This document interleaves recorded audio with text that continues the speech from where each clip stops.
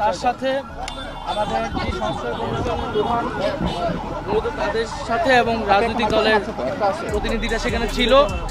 আজকের মিটিংয়ে মূলত যে 5ই আগস্ট পরবর্তী যে বাংলাদেশ এবং যে বাংলাদেশের যে গণতন্ত্র একটা রিফর্ম প্রক্রিয়ার মধ্যে দিয়ে যাচ্ছে সে বিষয়ে আলোকপাত করা হয়েছে। রিফর্ম কমিশনের প্রধানরা তারা তাদের যে প্রতিষ্ঠানের সংস্কার নিয়ে তারা কাজ করছে সেটার সারসংক্ষেপ বা পরিকল্পনা তারা তুলে ধরেছিলেন এবং রাজনৈতিক দলের প্রতিনিধিরা তাদের যে দলীয় অবস্থান সংস্কার বিষয় সেটা তুলে ধরেছেন। জাতীয় নাগরিক পার্টি এনসিপির পক্ষ থেকে আমাদের যে সংস্কার বিষয়ে অবস্থান, যে আমরা মনে করি যে গণ অভ্যুত্থান পরবর্তী সময়ে প্রেক্ষিতে যে সরকার গঠিত হয়েছে সংস্কার এবং বিচার তার অন্যতম কমিটমেন্ট জনগণের কাছে।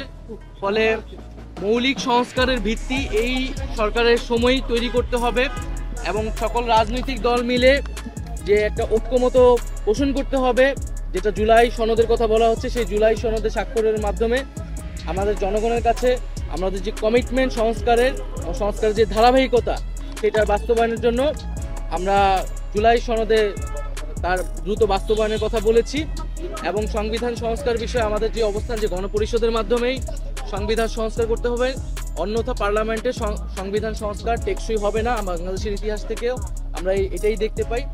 আমাদের সেই দলীয় অবস্থান আমরা সংক্ষেপে বলেছি।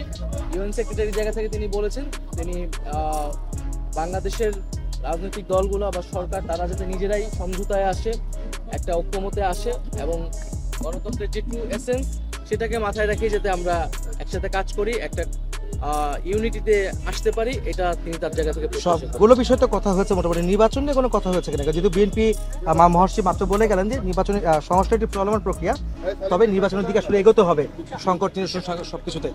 আপনারা কি নির্বাচন নিয়ে কোনো কথা বলেছেন কিনা? আমরা মনে করি এবং আমরা এটাই বলেছি যে নির্বাচনকে তো আমরা সংস্কারের একটা প্রক্রিয়া হিসেবে দেখি, সংস্কারের ধারাবাহিকতা হিসেবে দেখি।